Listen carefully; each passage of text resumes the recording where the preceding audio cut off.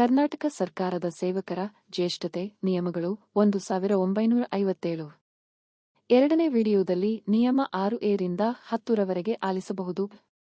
ನಿಯಮ 6A ರಕ್ಷಣಾ ಮತ್ತು ಎಲ್ಲಾ ಭಾರತ ಸೇವೆಗಳಲ್ಲಿ ವರ್ಗಾವಣೆ.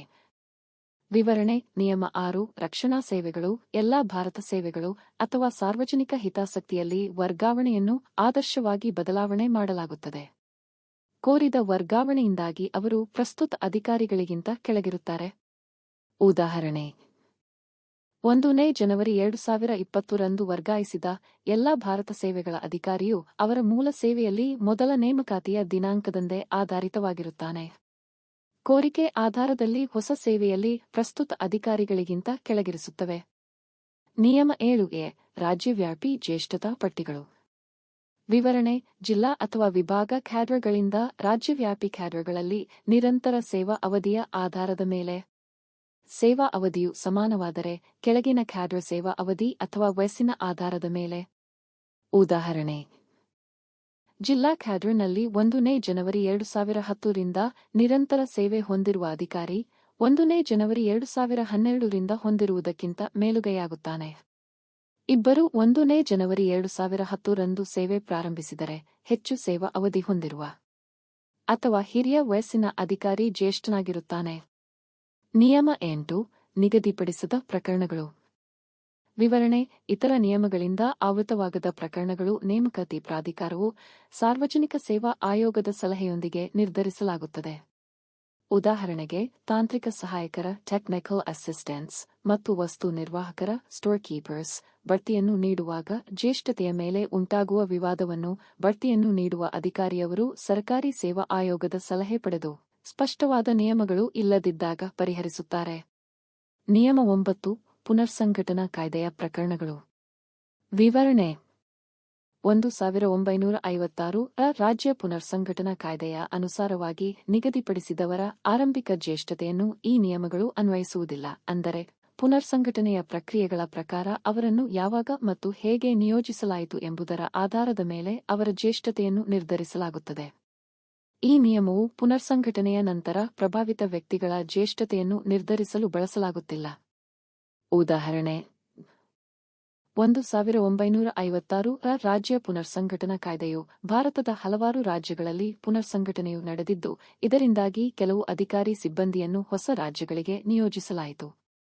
ಉದಾಹರಣೆಗೆ ಒಂದು ರಾಜ್ಯದ ಅಧಿಕಾರಿ ಪುನರ್ಸಂಘಟನೆಯ ನಂತರ ಕರ್ನಾಟಕಕ್ಕೆ ವರ್ಗಾಯಿಸಲ್ಪಟ್ಟರೆ ಆ ಅಧಿಕಾರಿ ಅವರ ಜ್ಯೇಷ್ಠತೆಯನ್ನು ಪುನರ್ಸಂಘಟನಾ ಕಾಯ್ದೆಯ ಪ್ರಕಾರ ಹೊಂದಿರುತ್ತಾನೆ. ಈ ಅನ್ವಯಿಸುತ್ತಿರುವ ನಿಯಮಗಳು ಅವರ ಪ್ರಾರಂಭಿಕ ಜ್ಯೇಷ್ಠತೆಯನ್ನು ನಿರ್ಧರಿಸಲು ಬಳಸಲಾಗುವುದಿಲ್ಲ. ಹೀಗಾಗಿ ಈ ನಿಯಮವು ಪುನರ್ಸಂಘಟನೆಯಿಂದ ಪ್ರಭಾವಿತ ಎಲ್ಲ ಅಧಿಕಾರಿ ಮತ್ತು ಸಿಬ್ಬಂದಿಗಳ ಆರಂಭಿಕ ಜ್ಯೇಷ್ಠತೆಯನ್ನು ನಿರ್ಣಯಿಸಲು 1956 ರಾಜ್ಯ ಪುನರ್ಸಂಘಟನಾ ಕಾಯ್ದೆಯ ಮೌಲ್ಯ ಮತ್ತು ನಿಯಮಗಳಿಗೆ ಪಾಲಿಸಬೇಕು. ಮುಖ್ಯಾಂಶಗಳು. ಪುನರ್ಸಂಘಟನಾ ಕಾಯ್ದೆಯ ಪ್ರಕಾರ ನಿರ್ಣಯಿತ ಜ್ಯೇಷ್ಠತೆ. ಪುನರ್ಸಂಘಟನಾ ಪ್ರಕ್ರಿಯೆಗಳ ಆಧಾರದ ಮೇಲೆ ಜ್ಯೇಷ್ಠತೆ. ಈ ನಿಯಮಗಳು ಪುನರ್ಸಂಘಟನೆಯ ಜ್ಯೇಷ್ಠತೆಯನ್ನು ನಿರ್ಧರಿಸಲು ಅನ್ವಯಿಸುವುದಿಲ್ಲ. ಈ ನಿಯಮವು ಪುನರ್ಸಂಘಟನೆಯಿಂದ ಪ್ರಭಾವಿತ ಅಧಿಕಾರಿಗಳಿಗೆ ಕಾನೂನಾತ್ಮಕ ಮಾನದಂಡಗಳನ್ನು ನೀಡುತ್ತದೆ ಮತ್ತು ಅವರ ಆರಂಭಿಕ ಜ್ಯೇಷ್ಠತೆಯನ್ನು ನ್ಯಾಯಸಮ್ಮತವಾಗಿ ನಿರ್ಧರಿಸಲು ಸಹಾಯ ಮಾಡುತ್ತದೆ. ನಿಯಮ 10 ವಾರ್ಷಿಕ ಜ್ಯೇಷ್ಠತಾ ಪಟ್ಟಿಗಳು. ವಿವರಣೆ ಪ್ರತಿಯೊಂದು ಕ್ಯಾಡರ್ ಅಥವಾ ಹುದ್ದೆಗಳ ವರ್ಗಕ್ಕಾಗಿ ನೇಮಕಾತಿ ಪ್ರಾಧಿಕಾರವು ವಾರ್ಷಿಕ ಜ್ಯೇಷ್ಠತಾ ಪಟ್ಟಿಯನ್ನು ತಯಾರಿಸಬೇಕು ಅಥವಾ ಸರ್ಕಾರವು ಪಟ್ಟಿ ತಯಾರಿಸಬಹುದು. ಉದಾಹರಣೆ ಪ್ರತಿಯೊಂದು ವರ್ಷಕ್ಕೂ ಆಡಳಿತ ಕೇಡರ್ಗಾಗಿ ಜ್ಯೇಷ್ಠತಾ ಪಟ್ಟಿಯನ್ನು ಪ್ರಕಟಿಸಬೇಕು. ಈ ಪಟ್ಟಿ ಹೊರಡಿಸುವಾಗ ಹುದ್ದೆಗಳಲ್ಲಿರುವ ಅಧಿಕಾರಿಗಳನ್ನು ಅವರ ಜ್ಯೇಷ್ಠತೆಯ ಪ್ರಕಾರ ಪಟ್ಟಿ ಮಾಡಬೇಕು. ಸಾರಾಂಶ. ಈ ನಿಯಮಗಳು ಕರ್ನಾಟಕ ಸರ್ಕಾರದ ಸೇವಕರ ಜ್ಯೇಷ್ಠತೆಯನ್ನು ನಿಗದಿಪಡಿಸುವ ಕಟ್ಟುನಿಟ್ಟಾದ ವಿಧಾನವನ್ನು ಒದಗಿಸುತ್ತವೆ. ಬಡ್ತಿಗಳು, ವರ್ಗಾವಣೆಗಳು ಮತ್ತು ನೇಮಕಾತಿಗಳಿಗೆ ಸ್ಪಷ್ಟತೆ ಮತ್ತು ನ್ಯಾಯತೆಯನ್ನು ಖಚಿತಪಡಿಸುತ್ತದೆ. ನಿಮಗೆ ಈ ಧ್ವನಿ ಸುರಳಿಯಲ್ಲಿಯ ಎಲ್ಲ ಅಂಶಗಳು ಇಷ್ಟವಾಗಿದೆಯಾದರೆ ದಯವಿಟ್ಟು ಚಾನಲ್ను ಸಬ್ಸ್ಕ್ರೈಬ್ ಮಾಡಿ. ನಿಮ್ಮ ಸ್ನೇಹಿತರೊಂದಿಗೂ ಮಾಹಿತಿ ಹಂಚಿಕೊಂಡು ಅವರಿಂದಲೂ ಸಹ ಈ ಚಾನಲ್ను ಸಬ್ಸ್ಕ್ರೈಬ್ ಮಾಡಿಸಲು ಮರೆಯಬೇಡಿ. ಈ ಚಾನಲ್ ಹೊಸ ಸದಸ್ಯರನ್ನು ಹೊಂದಿದರೆ ನಮಗೆ ನಿಮ್ಮಿಂದ ಸ್ಫೂರ್ತಿ ದೊರೆತು ನಿಮಗಾಗಿ ನಾವು ಸೇವಾ ವಿಷಯಗಳ ಬಗ್ಗೆ ಇನ್ನಷ್ಟು ಹೆಚ್ಚಿನ ಹೊಸ ಮಾಹಿತಿಗಳನ್ನು ಕನ್ನಡ ಮತ್ತು ಆಂಗ್ಲ ಭಾಷೆಗಳೆರಡಲ್ಲೂ ಸಹ ನಿಮ್ಮಗಳ ಅಪೇಕ್ಷೆಯ ಮೇಲೆ ನಿಮಗೆ ಸುಲಲಿತವಾಗಿ ಅರ್ಥವಾಗುವ ಮನಮುಟ್ಟುವ ರೀತಿಯಲ್ಲಿ ಮುಂದಿನ ದಿನಗಳಲ್ಲಿ ನಿಮಗಾಗಿ ತರಲು ಪ್ರಯತ್ನಿಸುತ್ತೇವೆ. ನಮ್ಮ ಚಾನಲ್ ಅನ್ನು ನೀವು ಮತ್ತು ನಿಮ್ಮ ಸ್ನೇಹಿತ ವೃಂದವು ನಿರಂತರವಾಗಿ ಬೆಂಬಲಿಸುವಂತೆ ಮನವಿ. ನಮ್ಮ ಹೊಸ ಪ್ರಯತ್ನಕ್ಕಾಗಿ ನೀವು ಸಹಕಾರ ನೀಡಿರಿ. ಮತ್ತಷ್ಟು ಹೊಸ ಮಾಹಿತಿಗಾಗಿ ನಿರೀಕ್ಷೆ ಮಾಡಿರಿ. ಈ ಧ್ವನಿ ಸುರಳಿಯನ್ನು ಆಲಿಸಿದ್ದಕ್ಕಾಗಿ ನಿಮಗೆ ಅನಂತ ಧನ್ಯವಾದಗಳು. ಮತ್ತು ಈಗಾಗಲೇ ನಮ್ಮ ಚಾನಲ್ಗೆ ಸಬ್ಸ್ಕ್ರೈಬ್ ಮಾಡಿರುವ ನಮ್ಮ ಸರ್ವೈಸ್ ಮ್ಯಾಟರ್ಸ್ ಬಳಗಕ್ಕೆ ಸುಸ್ವಾಗತ ಕೋರುತ್ತೇವೆ.